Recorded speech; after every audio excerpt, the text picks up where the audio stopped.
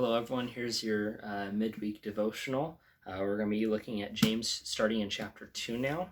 I'm going to be reading from verses 8 through 11, and we're going to be looking at what James kind of has to say about favoritism and discussing how, no one person is greater than another in the eyes of the Lord.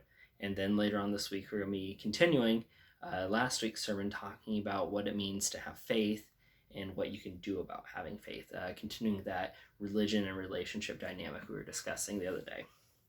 So in James chapter 2, starting in verse 8, James says, "If you really keep the royal law found in Scripture, love your neighbor as yourself, you are doing right. But if you show favoritism, you sin and are convicted by the law as lawbreakers.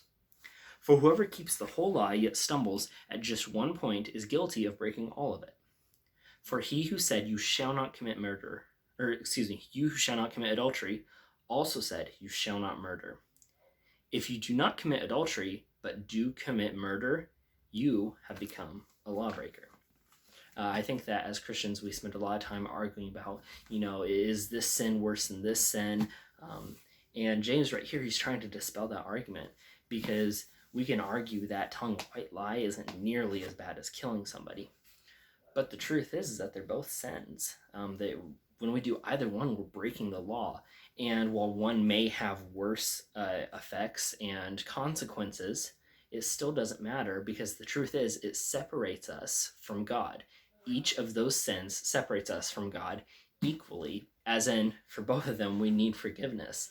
And it's not like we need more forgiveness for committing one sin versus another.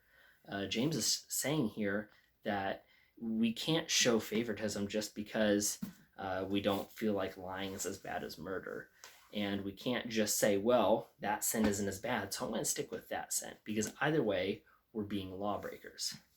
And so I would encourage you all to remember this week, don't let that, kind of condemn you worse and get you down even more for the little things, but let it be a reminder that no matter how small the sin is, we still need forgiveness, but also to remember that Jesus gives us grace upon grace, and there's new grace with each and every day.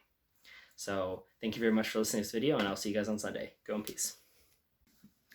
So I did need to add just a little bit on top of this last video that I did, and we'll see how good my editing skills are here. I've never had to do this before, but I realized I got a little bit ahead of myself as I was going through these verses. I talked about how James mentions, don't show favoritism for one sin over another.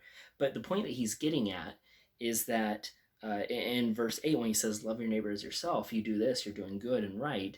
But if you do show favoritism, you're sinning. That's what James is getting at here. And that's what he wants us to understand. That doing something as little as showing favoritism is really a big deal. And we need to be mindful of the fact that no one person is greater in the eyes of the Lord than another. He spends the first few verses of this chapter talking about, don't favor people that are rich and have influence over those that are poor and homeless, and have no influence. And James is trying to tell us that each and every person is important, each and every sin is important, and we need to remember that we have grace for the sin, and we need to have grace for the people. So hopefully I can get this all to be smooth, but I'll go and say it again. I'll see you guys on Sunday, and go in peace.